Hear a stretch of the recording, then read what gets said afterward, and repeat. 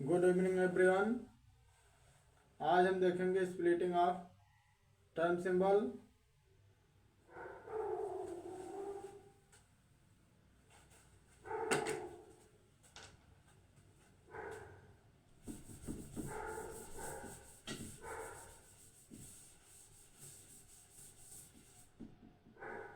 इसके पहले वाले वीडियो में आप लोग पढ़ चुके हैं कि स्पेक्ट्रोस्कोपिक जो टर्म सिंबल है वो कैसे किसी भी सिस्टम के लिए फाइंड आउट करते हैं।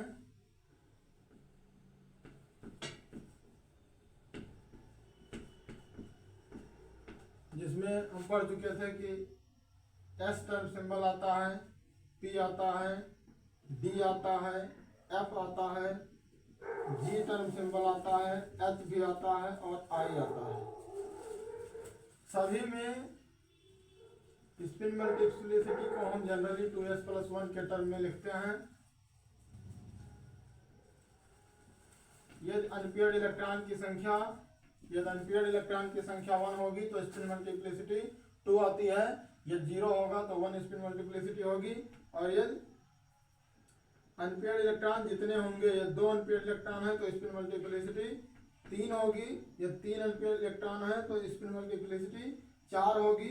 इसी प्रकार और जितने भी एनर्जी स्टेट हैं, ये जो आपका एस एनर्जी स्टेट है ये ट्रांसफॉर्म होता है, स्प्लिट नहीं होता है, ट्रांसफॉर्म होता है, जिसको हम लिखते हैं A1G से।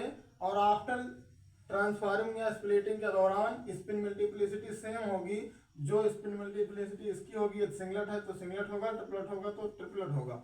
इसमें कोई परिवर्तन नहीं होने वाला है। जनरली जी टर्म ऑक्टाहेड्रल कॉम्प्लेक्स में यूज करेंगे, टेट्राहेड्रल है तो डी टर्म ना यूज करके केवल A1G लिखेंगे, केवल A1 लिखा जाएगा। जो आपका इसी प्रकार पी टर्म सिंबल है, पी टर्म सिंबल वो ट्रांसफॉर्म होगा T1G में और इसकी भी स्पिन मल्टीप्लिसिटी सेम रहने वाली है, इसमें कोई परिवर्तन नहीं होने वाला। जो डी टर्म सिंबल है ये स्प्लिट होता है T2G और EG में। देखिए ये ऑर्डर जो हम लिख रहे हैं, T2G पहले और EG बाद में, T2G की एनर्जी कम होगी और EG की एनर्जी अधिक होगी। During splitting spin multiplicity change नहीं होगी। यदि स्पिन मल्टीप्लिसिटी 1 थी तो 1 दोनों में होगा। यहाँ यदि 1 वैल्यू है तो ये भी 1 होगा, यदि 3 है तो 3 होगा, यदि 4 है तो 4 होगा। इस प्रकार यह टर्म सिंबल आपका स्प्लिट होता है T1G में प्लस T2G में प्लस A2G में। ये सभी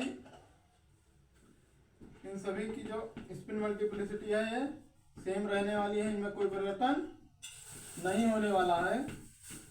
और जी टर्म या ऑक्टाहेड्रल के लिए देखिए, यदि एफ टर्म सिंबल की बात करें तो यदि हम पढ़ते हैं कि यदि एफ सबसेल है तो इसमें 7 इलेक्ट्रॉन 7 ऑर्बिटल होते हैं, यानी 7 एनर्जी होगी। इसी प्रकार जो टी टर्म है इसमें ट्रिपलेट को रिप्रेजेंट करता है, यानी 3 एनर्जी स्टेट को ये रिप्रेजेंट करेगा और 3 को ये, 6 और 1 ये A2G ये 1 एनर्जी स्टेट को रिप्रेजेंट करेगा तो ये 7 हो चुके। इसी प्रकार ये 3 एनर्जी स्टेट है। ई का मतलब डबल एनर्जी स्टेट को रिप्रेजेंट करता है, 2 डायमेंशन को रिप्रेजेंट करता है। तो 3 और 2 5 हो चुके हैं। ये भी 3, इसमें 3 ऑर्बिटल होते हैं तो इसी प्रकार ट्रिपलेट एनर्जी है 1 ऑर्बिटल, तो इसी प्रकार इसका मतलब 1 है। देखिए जो जी टर्म सिंबल है, एच टर्म सिंबल है और आई टर्म सिंबल है, इनमें भी स्प्लिटिंग होती है, लेकिन इसमें अधिक एनर्जी स्टेट होंगे जो हमें याद नहीं है, जो हमने नोट कर लिया है। अभी आपको हम लिखकर दिखाते हैं, ये पेपर में हमने नोट कर लिया है आज सुबह ही।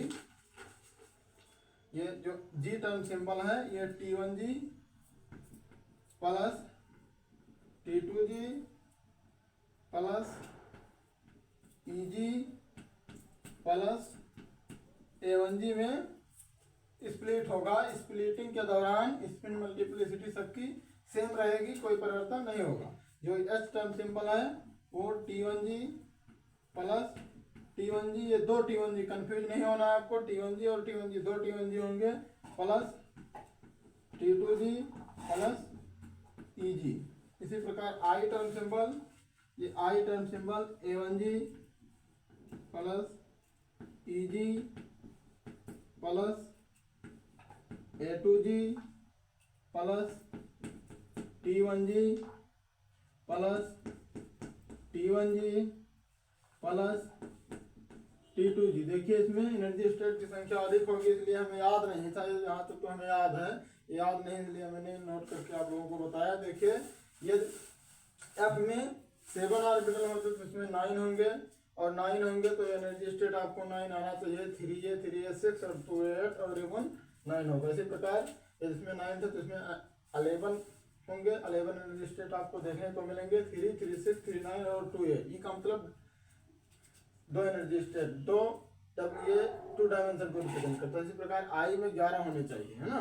तो ये 1 और 3 और 1 4 और 3 7 और 3 10 और 3, ये देखिए जी में 9 और इसमें 11 और इसमें 13 होंगे, तो 13 आपका आ रहा है, ये 3 और 1 4 और ये 3 3 6 10 और ये 3 13। इस प्रकार ये स्प्लिटिंग आप ये देखेंगे आप, तो इसमें जनरली इन सभी का यूज है। आप BSc थर्ड ईयर, ये पुराना सिलेबस देखेंगे जो न्यू एजुकेशन पॉलिसी से पहले था, थर्ड ईयर में BSc थर्ड ईयर में इसका यूज है, वहाँ पर मिलेगा। नए सिलेबस में आपको BSc थर्ड सेमेस्टर में देखने को मिलेगा। MSc की बात करें तो MSc में आपको थर्ड सेमेस्टर में देखने को मिलेगा। न्यू एजुकेशन पॉलिसी में किसी भी यूनिवर्सिटी में न्यू एजुकेशन पॉलिसी के अकॉर्डिंग सभी सिलेबस सेम है, उसमें कोई परिवर्तन नहीं, तो इसका यूज है। अब इसके पहले इसके बाद में हम अगले वीडियो में देखेंगे ये जिसमें एनर्जी स्टेट T2G और EG है, तो T2G से T2G की एनर्जी कम होगी और EG की एनर्जी अधिक होगी। जैसे इस प्रकार रिप्रेजेंट करेंगे T2G और ये EG। और देखिए ये सिस्टम मल्टीप्लिसिटी, यदि ये डबलेट है तो ये भी डबलेट होगा, ये सिंगलेट है तो सिंगलेट, ये भी, ये ट्रिपलेट है तो ये भी ट्रिपलेट होगा। मान लिया गया ट्रिपलेट है तो ये भी ट्रिपलेट होगा। लो एनर्जी से हाई एनर्जी स्टेट में जब यहाँ पर एक इलेक्ट्रॉन यदि होगा तो लो एनर्जी स्टेट से अधिक एनर्जी स्टेट में एनर्जी अब्जॉर्प्शन के बाद ये इलेक्ट्रॉन यहाँ से यहाँ जंप करेगा, कूद कर जाएगा। जैसे मेढक कूदता है उसी प्रकार ये जंप करेगा, चलकर नहीं जाएगा, कूद कर जाएगा, और एनर्जी लॉस करने के बाद ये फिर यहाँ वापस आएगा। किसी एक लो एनर्जी स्टेट से हायर एनर्जी स्टेट में जाना और फिर हायर एनर्जी स्टेट से लो एनर्जी स्टेट में आना, तो इसको बोलते हैं ट्रांजिशन। तो इस प्रकार ये ट्रांजिशन होगा, एक एनर्जी स्टेट से यहाँ एक इलेक्ट्रॉन जा सकता है फिर वापस आ सकता है। तो जो एनर्जी एब्जॉर्ब करने पर जो स्पेक्ट्रा मिलेगा उसको एब्जॉर्प्शन स्पेक्ट्रा कहेंगे, और एनर्जी लॉस करने के बाद जब ग्राउंड स्टेट में इलेक्ट्रॉन आएगा तो उससे जो स्पेक्ट्रा मिलेगा उसको इमिशन स्पेक्ट्रा कहेंगे, और इसको बोलते हैं ट्रांजिशन। और जो ग्राफ मिलेगा उससे एक इलेक्ट्रॉनिक ट्रांजिशन होगा, तो उससे इस प्रकार आपको ग्राफ मिलने वाला है इस प्रकार। और मैं एक इलेक्ट्रॉनिक ट्रांजिशन को रिप्रेजेंट करता है, इतने वेव नंबर पर होगा, वो यहाँ आपको दिखेगा जो इसमें बताया जाएगा। इसी प्रकार ये किसी में 3 टर्म सिंबल आ रहे हैं, तो ग्राउंड स्टेट ये होगा T1G, और इससे अधिक स्टेट मान लिया गया ग्राउंड स्टेट T1G, और इससे अधिक स्टेट का ये T2G है, और इससे अधिक स्टेट का ये A1G है। तो इसमें ग्राउंड स्टेट में एक इलेक्ट्रॉन है तो यहाँ से यहाँ एक ट्रांजिशन हो सकता है, दूसरी पॉसिबिलिटी यहाँ से यहाँ हो सकती है, 2 इलेक्ट्रॉनिक ट्रांजिशन होंगे। अगले वीडियो में इस पर आप लोगों को बताया जाएगा।